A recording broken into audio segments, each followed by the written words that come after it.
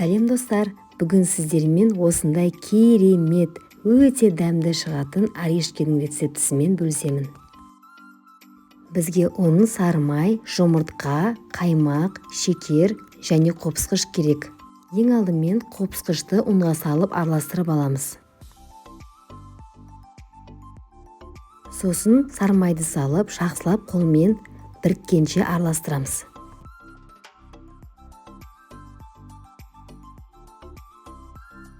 Он мен май біріккен соң шекерді салып араластырамыз. Сосын қаймақ пен жұмыртқаны салып, жұмсақ қамыр илейміз.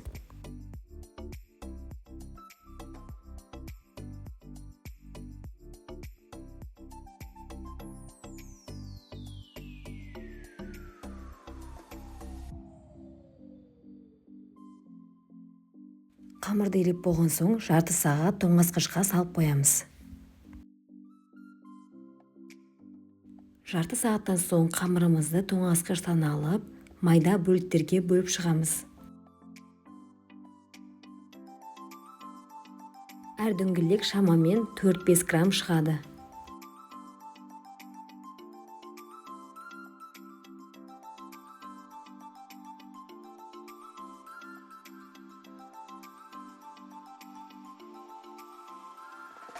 Менде орешке пісіруге арналған осындай алюминий таба бар. Негізі кез келген орешке формасын келтіретін ыдыспен пісіруге болады. Орешкеміз піскен соң жабыс қалмау үшін әр бөлігін екі бетінде жақсылап сары маймен майлап шығамыз. Газдың астын орташа қойып, жай отта кішкене қыздырамыз. Табамыз қызды, енді әр дөңгелекті формаға салып шығамыз.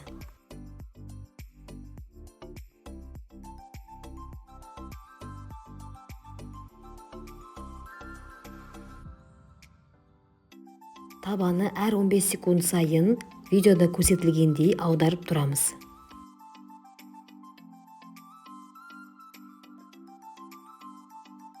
Орешкеларымыз шамамен 5-6 минутта піседі.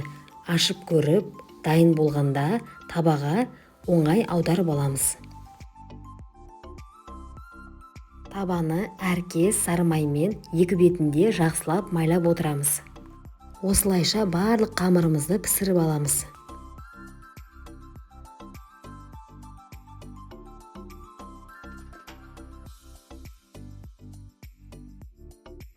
Салмасына бізге кез келген бульонка мен жаңғақ керек.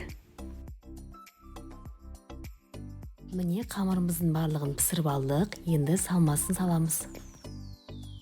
Салмасын видеода көрсетілгендей әр бөлігін варенкамен толтырамыз, үстіне жаңғақ қойып, бір-бірін жабыстырамыз.